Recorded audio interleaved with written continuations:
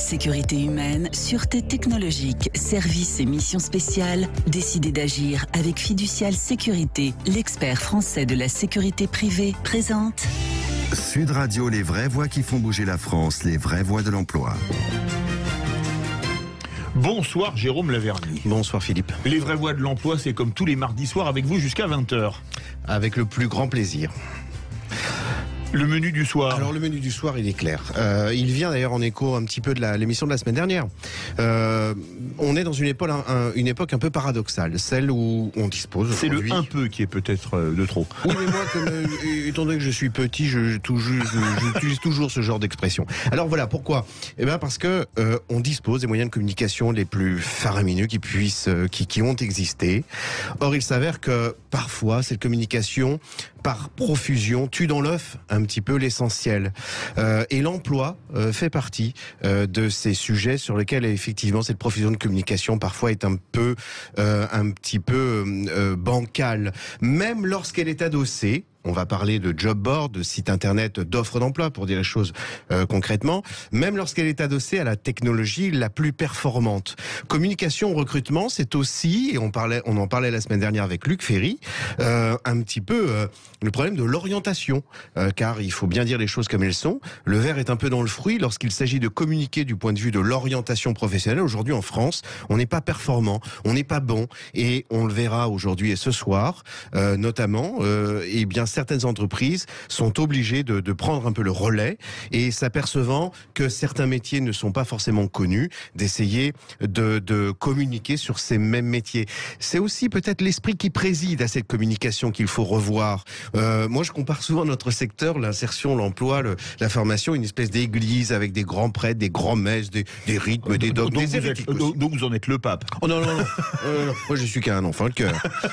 Enfin, c'est ma mère qui disait ça. Mais bref, voilà. Donc, il y a ce dogme du projet professionnel. Voilà, il est de bon ton. C'est comme ça que ça fonctionne en France. On demande à quelqu'un quel est votre projet professionnel. Alors, le problème, c'est que tout va bien lorsque, dans certains cas, parfois, c'est un peu dangereux parce que cette question, elle est suivie immédiatement de qu'est-ce que vous voulez faire ? Il arrive parfois dans la vie qu'on ne fait pas forcément ce que l'on veut, mais déjà ce que l'on peut.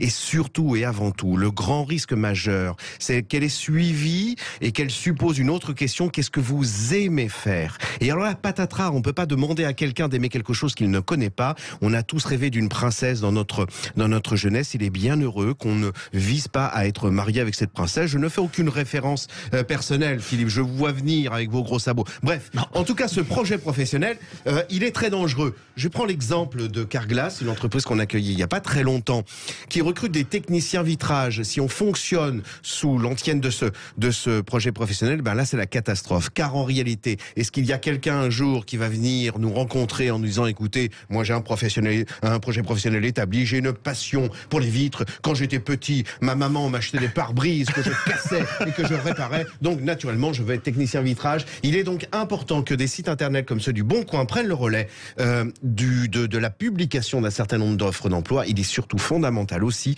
que beaucoup d'entreprises prennent à bras le corps la communication sur des métiers et de façon concrète. Alors, mon cher Jérôme, vous avez parlé de la princesse dont vous avez probablement rêvé à l'époque. Oui. Ça, c'est plutôt un sujet dont on parle avec Brigitte Lahaie entre 14h et 16h sur Sud Radio. Mais vos deux invités du soir, elles rêvaient peut-être plutôt au prince charmant. Ah, alors, et au pluriel, car en réalité, elles en recrutent beaucoup. Et bien justement, on vous écoute pour les présenter. Alors, Julie Lahaie. Bonjour. Alors, je vous laisse... Rien à voir avec Brigitte, que ce soit clair. C'est avec un Y. Directrice du développement, du recrutement, pardon, et du développement RH, pour le dire comme ça, du groupe Saint-Gobain. Je peux le dire, moi, plus facilement peut-être que Julie Lahaie, qui est une entreprise qui m'a beaucoup surpris, dans l'esprit qui préside notamment au recrutement, et c'est de ce dont Julie Lahaie va aujourd'hui nous parler, et dans le cadre notamment, s'inscrivant dans le thème de notre émission, d'une très belle campagne de promotion qui commence ce mois même, un mois, un métier. Et puis nous accueillons également Pauline Roche, alors là, qui est directrice, alors je ne sais pas si je vais utiliser les bons termes, mais du marché emploi près du site Le Bon Coin. Parfait. On va parler de site internet. C'est passionnant parce qu'encore une fois, on pourrait considérer que parce qu'on a les meilleurs moyens techniques, on va arriver à des choses extraordinaires. Il y a eu un projet il y a quelques années d'un geek qui avait monté un site avec des algorithmes, etc. Malheureusement, ce projet ne résiste pas à l'extrême efficacité parce que l'extrême simplicité du site Le Bon Coin qui est en train de monter en puissance, et ce dont nous parlera Pauline Roche. C'est parce qu'on a Saint-Gobain qui est là que vous avez raconté votre passion de jeunesse de casser des pare-brises, c'est ça? Oui. Saint-Gobain, c'est un des leaders mondiaux du verre, c'est ça? Absolument. Et une entreprise française. Une entreprise française. Alors attention, pas une entreprise, mais une myriade d'entreprises. La plateforme du bâtiment, CDO, enfin je ne connais pas toute la liste, mais bref. Point P, Isover, Voilà. Placo. Oui. Alors c'est une entreprise aussi qui est située partout, Oui. en zone rurale. Oui. Et qui recrute beaucoup, mais parlez-nous-en un petit peu de vos recrutements et pourquoi vous avez décidé de lancer cette campagne là, qui démarre là maintenant, au mois de novembre et sur 9 mois. Alors déjà, pour vous présenter rapidement Saint-Gobain, donc on est le leader mondial de la construction durable et légère. On est présent dans 76 pays avec très exactement 167 000 collaborateurs. Notre métier est en pleine expansion. Le marché de la construction, de la rénovation se porte bien. Et nous avons aussi à cœur de développer de nouveaux métiers. Et c'est pour cela qu'en 2022, nous allons recruter 7500 personnes en France. Pour ce faire, nous avons besoin de faire connaître nos métiers. Et donc, nous lançons cette campagne Un mois, un métier pour justement apporter plus de connaissances sur ce que sont les métiers de Saint-Gobain. Qu'est-ce qu'être vendeur dans l'univers de la distribution? Qu'est-ce qu'être vendeur? Voilà, vous les citez chez Point P, à la plateforme du bâtiment, mais aussi dans nos enseignes spécialistes. Mais qu'est-ce que c'est être technicien de production dans une usine? Qu'est-ce que c'est être data scientist? Et nous avons choisi de prendre l'angle dans cette campagne de la partie le sens. On interviewe des collaborateurs, on a interviewé une centaine de collaborateurs à travers le monde pour qu'ils nous parlent de leur métier et qu'ils nous disent finalement, dans mon quotidien, qu'est-ce qui m'apporte du sens, qu'est-ce qui fait que je suis heureux de me lever le matin, et de pouvoir mettre ça aussi à la connaissance des candidats et pas uniquement une longue liste de missions comme on voit souvent sur les annonces. Alors ça c'est fondamental, Philippe, fondamental. Julie Lay vient de prononcer un gros mot, heureux. On avait ça rappelle un sketch de Fernand Reynaud, heureux. Oui, alors là, c'est complet. C'est à cette même conclusion cet été qu'avec Benjamin Glaise, on a fait témoigner aussi un certain nombre de personnes apprenant des métiers notamment manuels. Donc on leur a posé systématiquement, c'est bon, une baguette magique est là, on change de métier, qu'est-ce qu'on fait? Est-ce que vous êtes heureux de vous lever le matin? Et c'est important de le savoir, et c'est important que ce soit incarné par la voix de collaborateurs. Ce mois-ci, c'est donc sur les métiers de la distribution, c'est ça que... Absolument, on a commencé par les métiers de la vente, l'univers de la distribution chez nous. Ensuite, le mois prochain, ce sera consacré au métier de la technique production. Et chaque mois, on va mettre en lumière l'une des filières métiers avec ces témoignages de collaborateurs. Rentrons dans le vif du sujet. Oui. Quelle école de commerce exigez-vous pour vos vendeurs techniques à la plateforme du bâtiment? Aucune. Voilà. Alors ça au moins c'est simple. Non mais ça, c'est fondamental. Vous comprenez bien que ça, c'est très précieux. Et que ce soit dans la bouche... Ah oui, pardon. Et que ce soit dans la bouche d'un recruteur et, a fortiori, d'un collaborateur. Parce que c'est très précieux à savoir pour les jeunes étudiants ou apprenants aujourd'hui. Et surtout, je dirais, pour leurs parents qui peuvent avoir la grande tentation d'arborer dans leur salon le titre d'une école de commerce, là où en réalité, pour ces métiers-là, tout d'un coup, contrairement à l'image d'Épinal qui circule en France, qui voudrait, et c'est pour ça que j'ai posé cette question de façon stupide, quelle est l'école de commerce? Non, qui voudrait que les entreprises soient attachées à des diplômes et des écoles en particulier, que ça n'est pas du tout le cas. Alors, quel est le profil au final qui se positionne, des gens qui se positionnent sur ces métiers-là? Alors, sur le métier de la vente, ce qu'on recherche en premier lieu, ce sont des personnes qui ont le sens du service client. Un vendeur dans une enseigne Saint-Gobain, c'est quelqu'un qui va accompagner son artisan, un maçon par exemple, dans la recherche d'une solution pour son chantier. Donc il faut avant tout être orienté solution, être orienté conseil. et avoir envie quand même d'apprendre la technicité de nos matériaux que l'on trouve tous partout chez nous, mais qu'il faut avoir envie de connaître un petit peu. Donc je dirais que c'est vraiment ces deux choses-là sur le métier de la vente. Plus globalement, chez Saint-Gobain, ce qu'on recherche en priorité, ce sont des savoir-être sur la partie avoir envie d'entreprendre, avoir envie de proposer de nouvelles choses et être dans la solidarité et la bienveillance. Je voudrais vous poser une question, parce que vous avez recruté dans la vente, vous allez recruter dans la production. C'est une grande entreprise française, Saint-Gobain. On nous dit de plus en plus que les sites de production sont condamnés à partir de France pour aller dans des zones à bas coût, alors qu'en France, on aura l'ingénierie, etc. Vous recrutez encore des postes d'ouvriers en usine de verre, etc., Absolument. en verrerie, etc. Absolument.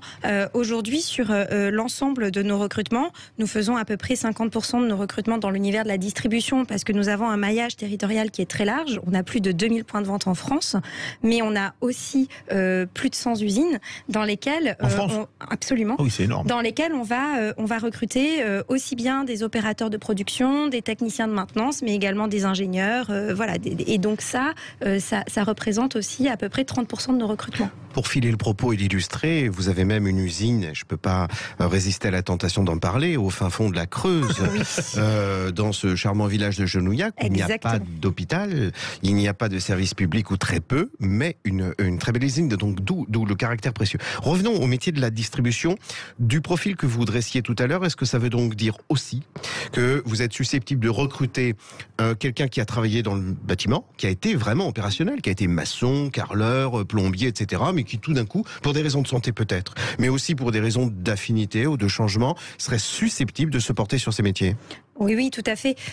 Aujourd'hui, dans la manière que nous avons de recruter, on est ouvert à vraiment différents profils. On va aussi bien recruter des étudiants qui sont en alternance pour les former. On a même créé notre propre CFA, Centre de formation pour les apprentis. Je pourrais vous en reparler. Mais on va aussi aller recruter des personnes qui soit viennent d'un univers classique de la vente, soit viennent absolument de nos métiers clients finalement, et qui vont être dans une sorte de reconversion professionnelle, et que l'on va accompagner dans de la formation sur cette partie vente uniquement. Alors ça, c'est fondamental comme information, parce que je disais tout à l'heure que parfois l'excès de communication dans la profusion la tue dans l'œuf. Ça veut donc dire qu'une fiche de poste qui ferait deux pages, qui tenterait, parce qu'un employeur, quand il remplit un site d'offres d'emploi, va avoir cette case diplôme, et à un moment donné va devoir cocher quelque chose. Problématique. En réalité, la fiche de poste, elle pourrait être synthétisée de façon grotesque et caricaturale par des gens qui ne fassent pas la tronche, sens clientèle, et aient un sens pratique, soit dans la capacité de savoir quels sont les outils, de les apprendre, etc. Quand ces deux compétences, qualités sont au rendez-vous, en réalité, il y a deux futurs très bons vendeurs au sein de vos équipes. Et ça, c'est fondamental, parce que tout d'un coup, ça ouvre le champ des possibles, à la fois du point de vue des candidats, je dirais surtout de leurs parents, et du point de vue des entreprises. Mon cher Jérôme, on se fait une petite respiration ? Si c'est obligatoire, qu'est-ce que vous voulez choisir ? C'est obligatoire. On se retrouve dans quelques instants. Respirons. Sécurité humaine, sûreté technologique, services et missions spéciales. Décidez d'agir avec Fiducial Sécurité, l'expert français de la sécurité privée, présente Sud Radio, les vraies voix qui font bouger la France, les vraies voix de l'emploi. Et les vraies voix de l'emploi, c'est avec vous, comme tous les mardis, mon cher Jérôme Laverny, et vos invités du soir, Julie Lahaye de Saint-Gobain et Pauline Roche du Bon Coin. Tout à fait. Et c'est toujours le Bon Coin, votre émission d'ailleurs. C'est toujours le Bon Coin, en tout cas je l'espère. Alors, il faut parler du Bon Coin également, et de ce site révolutionnaire, pas seulement au moment d'acheter une armoire, une voiture ou de partir en vacances, mais aussi, de façon beaucoup plus récente je crois, depuis 2-3 ans, pour trouver un emploi, pour trouver aussi une formation depuis peu. Et un succès phénoménal, une montée en puissance. Tous les chemins mènent en Creuse. Et j'en parlais à l'instant, je fais le petit test, mais il s'avère que l'armée a publié, en tout cas récemment, des offres d'emploi sur le site du Bon Coin, c'est dire toute l'efficacité et c'est dire ce schéma dont il faut sortir aujourd'hui, un peu binaire parfois envisagé par les pouvoirs publics, consistant à dire il y a les méchants d'un côté, ceux qui gagnent des sous, et les gentils, les associations, le service public qui n'en gagnent pas et qui en dépensent un peu. Voilà, non, il est bon de pouvoir s'inspirer de l'efficacité et du recours manifeste et de la montée en puissance d'un certain nombre d'acteurs, et cela avec d'autant plus d'obligations lorsque l'on constate que de propres services publics, des ministères parfois, recourent au service d'un site internet. Alors, est-ce que vous pouvez nous parler du pourquoi, du comment vous avez lancé cette branche emploi dont vous avez la charge et étendue ensuite à la branche formation? Oui, tout à fait. Donc en fait, Le Bon Coin, on a lancé en 2016 l'emploi.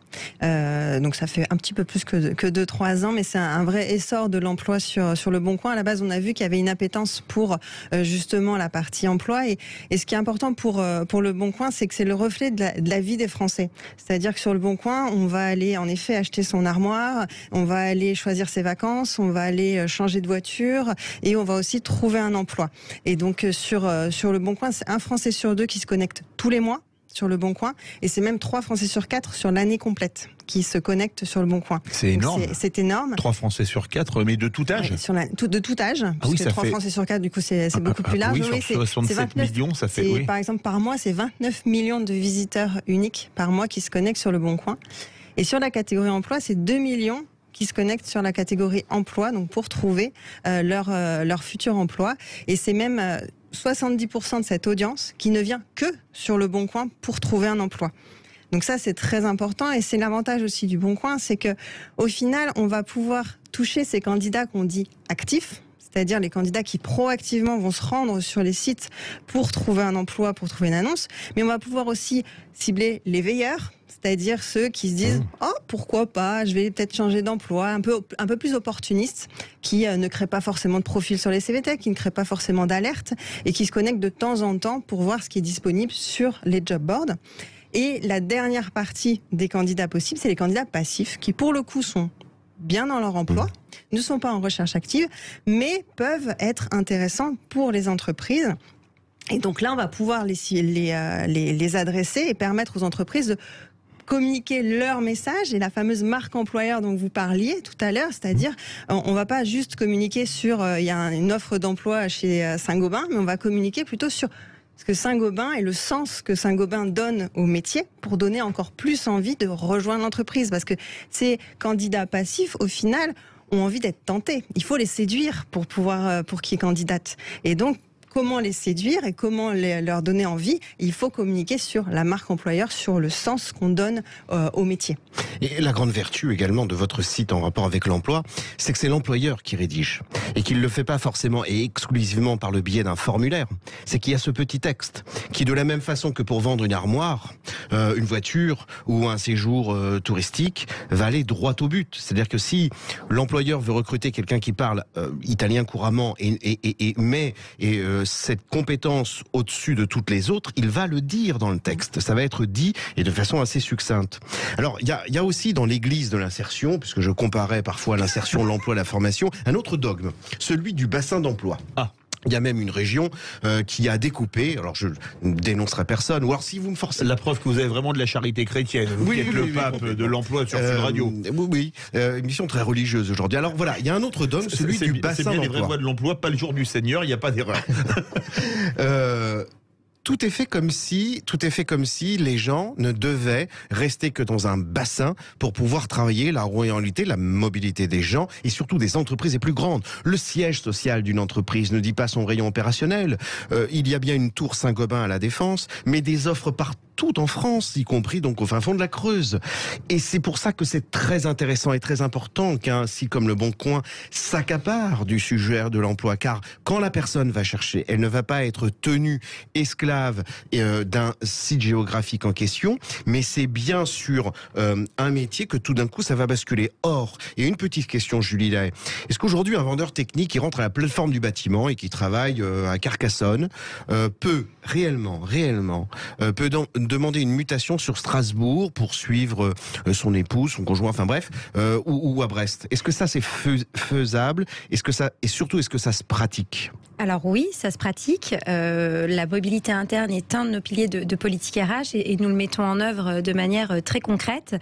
Par exemple, cette année, nous avons organisé ce qu'on a appelé un Carrière Day pour promouvoir justement auprès de tous les collaborateurs les possibilités de mobilité.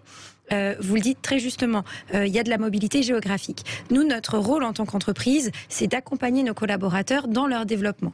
Le développement, il peut passer par de la formation, faire une mobilité professionnelle. On peut avoir envie de changer de métier parce que si je suis vendeur à Carcassonne, je peux aussi avoir envie de rester vivre à Carcassonne mais de faire autre chose et par exemple apprendre les métiers de la logistique. Mais je peux aussi avoir envie de rester vendeur et de partir vivre à Strasbourg. Et donc, c'est important que les collaborateurs sachent comment choisir l'une ou l'autre des options.